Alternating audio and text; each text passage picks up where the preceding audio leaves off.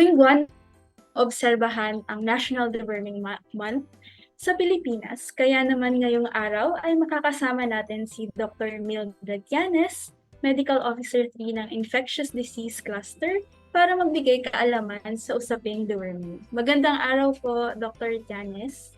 Magandang araw po, Ma'am Angela. Ano po? Doc, bakit po kinakailangan magsagawa ng deworming? Kailangan pong magsagawa ng deworming lalo na po sa mga bata dahil po malaki po yung kanilang risk na magkaroon po ng impeksyon na galing sa bulate. Tapos madami din po kasing mga masasamang epekto sa kalusugan ng mga tao lalo na po sa mga bata kapag marami na pong bulate or may impeksyon po ng bulate. So madami pong naapektuhan kagaya po ng physical tsaka mental na development po lalo na ng mga bata. Tapos maaari din pong magkaroon ng mga palagian po na sumasakit yung tiyan or pagtatae. Meron din pong pagkakaroon ng pagbawas sa absorption ng mga bitamina, mineral, at iba pang sustansya na maaring magdulot ng pagbaba ng timbang at malnutrisyon. So ito pong malnutrisyon, maaring din po siya magdulot ng mabagal na paglaki, tapos makakapekto din po siya sa mental at physical na pagdevelop, lalo na po ng mga bata. Meron pa din pong mga ibang mga masasama po na dulot, kagaya po ng pwede pong magkaroon ng blood loss or na humantong po sa iron deficiency anemia. Tapos may mga sintomas din po ito na pagkahilo, pamumutla, madalis mapagod, walang gana kumain, tapos mahirapan pong huminga. So ito po ay maaaring magdulot din po ng paghina na kakayahang matuto ng mga bata. So lahat po ng mga nabanggit na mga sintomas at mga posibleng maging sakit o komplikasyon ay pwede po makaapekto sa pag-aaral tsaka sa regular po na pagpasok ng mga bata sa paaralan. So, ang pinakamalala po nun, kung talagang napakadami na po ng bulate, pwede na po siyang bumara sa bituka na mangailangan na po ng operasyon para mailabas ito. Tapos, pwede din po magdulot ng kamatayan kung napakadami na po ng bulate at pwede din pong magdulot ng mga komplikasyon po.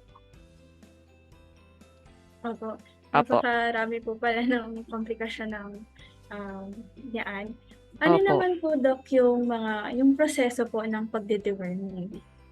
Yung sa proseso po natin, um, pwede din po yung ano, may ano po kasi 'di ba, yung mga bata na nag-aaral or 'pag sa mga bata po na nag-aaral, meron po tayong mga parents consent po na pipirmahan para po maisabay po yung mga bata sa pag-deworm po sa paaralan.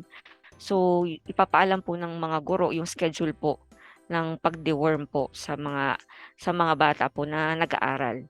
Para naman po dun sa mga bata na hindi pa nag-aaral or kung yung mga tinatawag din po natin na out of school youth, merong pong mga BHWs na maglilibot para ma-update po yung master list ng mga bata na pasok na yung edad sa mga bibigyan po ng deworming tablets.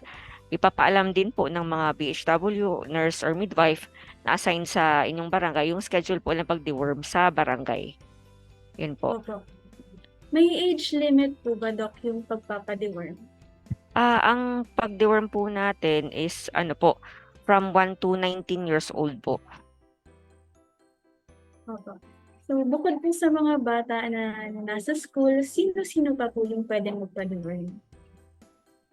Ito po kasing ano natin, programa po natin, na libre na pagbigay po ay mula sa 1 to 19 years old lamang po. Pero kung ano naman po, halimbawa may gusto po na magpa-deworm, pwede naman po tayo pumunta sa mga rural health units natin. Tapos nagbibigay din po ng deworming tablets, lalo na po sa mga food handlers po, bago po magbigay nung ano po, parang requirement din po siya usually 'pag magbibigay po ng sanitation permit po. Opo. Libre po ba, Doc, yung pagpapa-deworm at saan po pwedeng mag-avail nito po? Yun po, libre po yung pagpapa-deworm. Pumunta lang po tayo sa mga barangay health station or rural health units or mga city health offices po para malaman po natin yung schedule ng deworming. Tapos iba pa pong mahalagang impormasyon. Pero kung yung bata naman po is pumapasok or nasa paaralan, libre din po yun. Pero i-inform na lang po yung mga guro sa schedule po ng pag-deworm po sa mga bata.